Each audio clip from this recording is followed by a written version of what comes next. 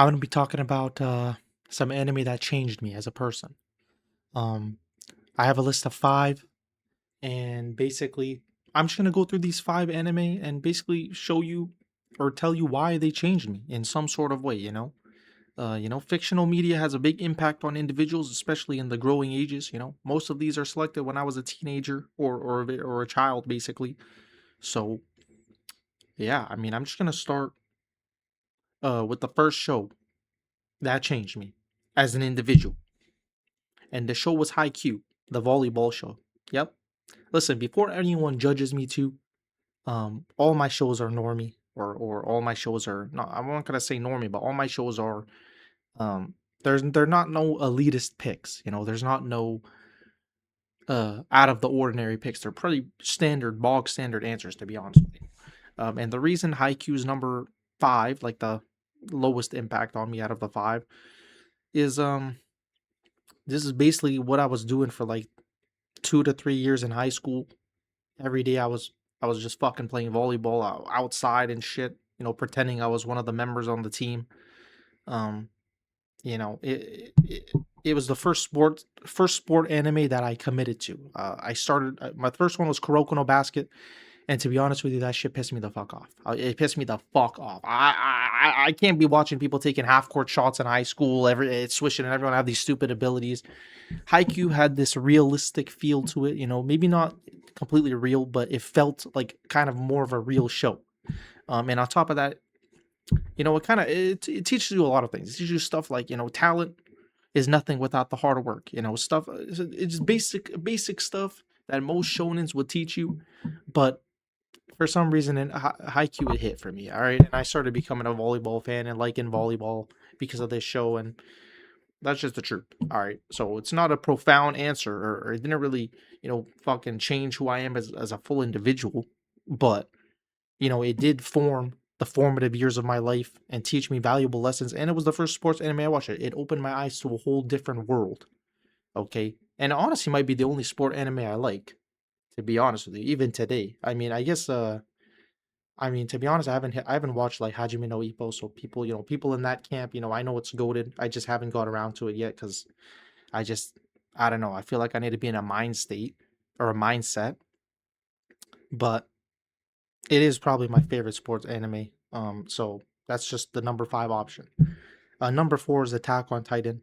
Again, not very, uh, not a very not obvious answer, but the reason for this one is very simply because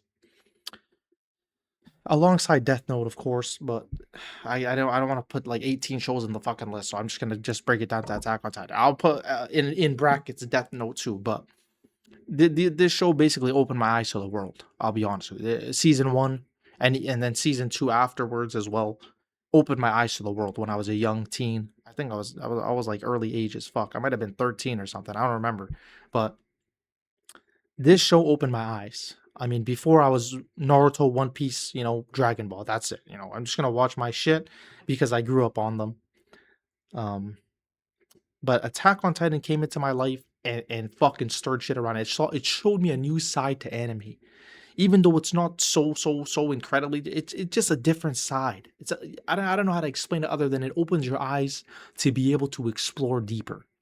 And Death Note did the same thing for me. It opened my eyes to be able to explore deeper into the anime world. To be able to look at different shows, different genres, look deep. They're not even different genres, but this shit just opened me up to be, more looking deeper, more looking out for shows like this, basically. So it basically was kind of the reason became an anime fan, really, like an actual, not just watching One Piece or just watching Naruto, which you're still an anime fan, but this is the type of shit that made me go out and start getting deep into rabbit holes and elitist shit. Started watching Monogatari, started watching every fucking show in the season. I was watching shit like Keijo. I mean, maybe that might have been of, some other reasons in the developing ages, but you know what I'm saying. You know, it did open my eyes to be able to consume more than just the bog standard. Let me flourish, let's say. So that's Attack on Titan's reasoning for the next one in the list. It has a very big impact on the taste that I've developed over the years as a fan, and has a very big impact on me as a person. Even as the show finished, season three's final season, all that. I read the manga too. It created a huge impact on my life overall. I don't know what the impact was for the later seasons other than depression, but it did something to me. It changed me. I started looking differently I started looking at my glass at night. I started looking at the stars and shit. Um, I should also bundle Tokyo Ghoul in there, even though everyone's gonna clown me. That's also should be bundled with these two shows because that shit fucking cooked me, and I started wearing masks and shit, thinking I was Kaneki and shit. So, but the manga's elite. I don't want to let anyone tell me otherwise. But anyways, we're gonna move on. Because I don't want to stay here too long, and I don't even think people are gonna watch till number three. So, and number three is another bog standard One Piece slash Naruto. I'm putting the slash, probably slash Dragon Ball Z too. Um, and it's just the reason. I mean, I was born. Basically, most kids are watching nursery shows or whatever the fuck, Paw Patrol and shit.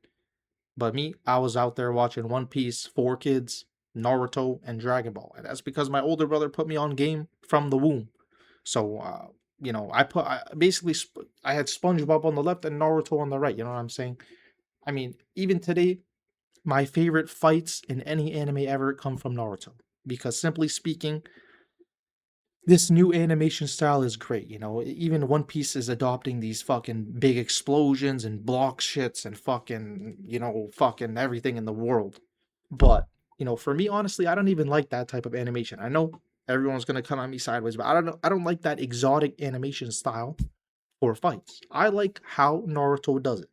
Beautiful choreography. You see where the fists are going, what type of combinations they're throwing. And then they got jutsus as well. For me, Naruto had the greatest fights in all of anime. And even old One Piece for me, people clown it because it's like fucking just one hits or like they do the triple replay or whatever. But for me, those fights were very impactful and hit fucking hard, because of the emotional drive behind them. So those shows basically fucking boosted the shit out of me in terms of emotional attachment. And I can basically never hate on those shows. Except for Wano in One Piece. Fuck Wano. And everyone's gonna clown me, but fuck Wano. But anyways, so that's number three. I was born with it. I mean, it's basically a part of my identity at this point because I was out the womb watching fucking One Piece and Naruto. Um, so you know what I'm saying.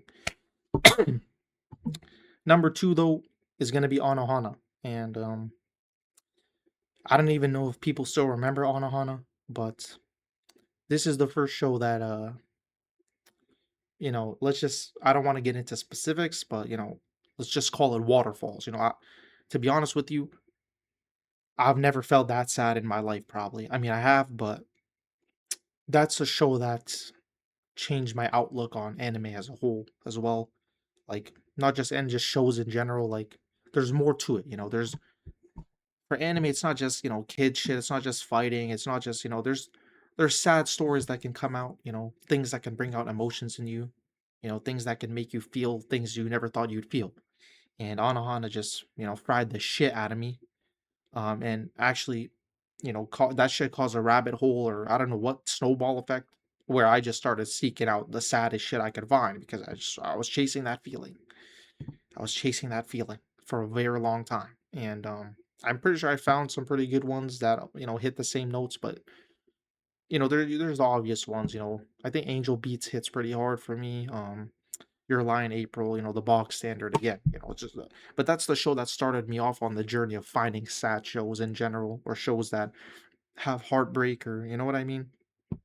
So Anohana for anime wise had a pretty big impact on my tastes. Honestly, I'm scared to say number one to be honest with you because it's actually embarrassing. Number one is very embarrassing for me, but it's got to be My Hero Academia. Now, everyone get your laughs out. Everyone fucking slap me around, call me a little bastard bitch. That's okay. And I'll let it happen because honestly, I was a hater at first too. That's the worst part. That this show that I hated on before watching, by the way, had the biggest impact on me.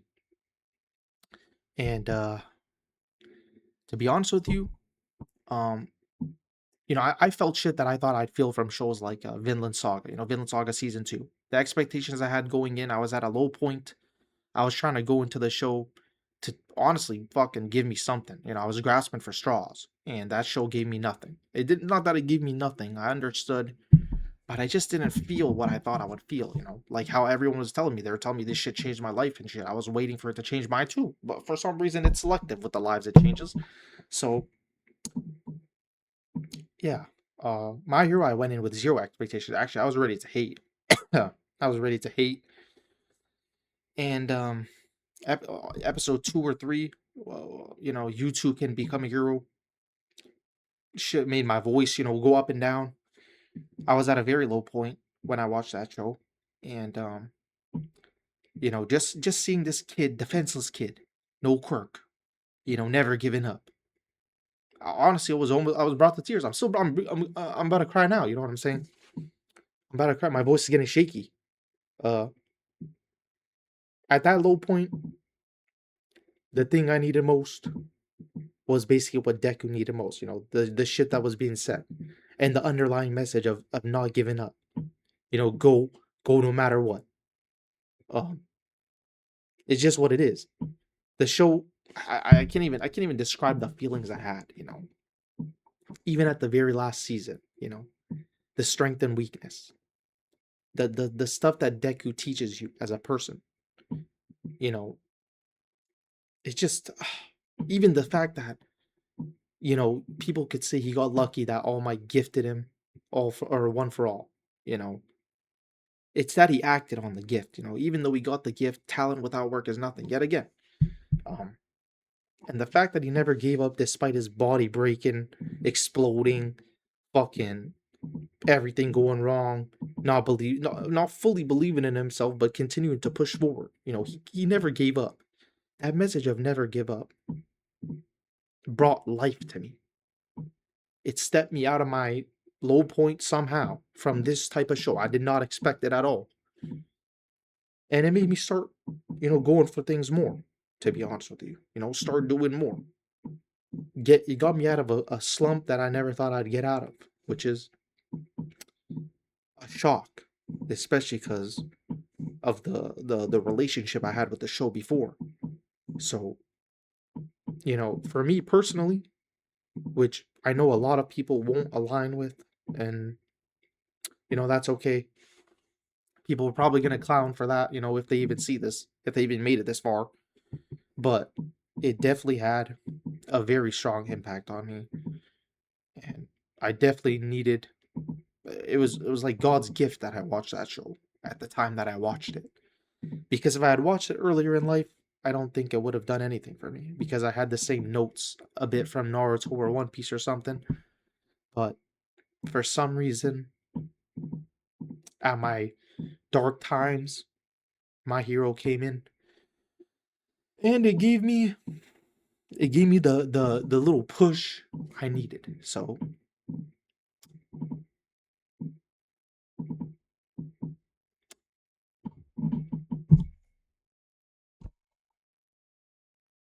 I, I'm finna cry.